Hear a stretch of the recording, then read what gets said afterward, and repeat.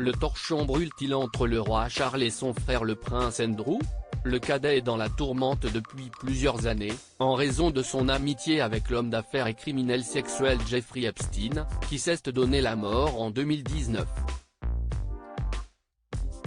Mais la situation s'envenime lorsque Virginia Giuffre porte plainte contre le prince Andrew en août 2021, accusant ce dernier de l'avoir agressée sexuellement à 3 reprises en 2001, alors qu'elle était âgée de 17 ans. Après plusieurs mois de suspense laissant planer sur le prince la menace d'un procès, ce dernier finit par trouver un accord à l'amiable avec sa plaignante, basé sur un versement financier substantiel dont le montant n'a pas été dévoilé.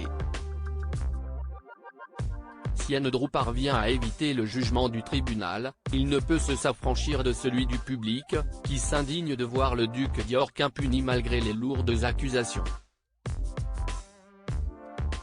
Les autres membres de la famille royale l'ont bien compris et doivent composer avec l'indésirable de la couronne.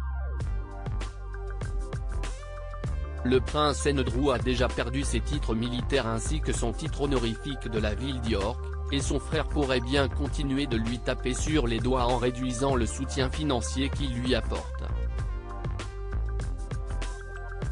Prince Andrew furieux à l'idée que Charles III puisse le mettre de côté, mais ce n'est pas tout.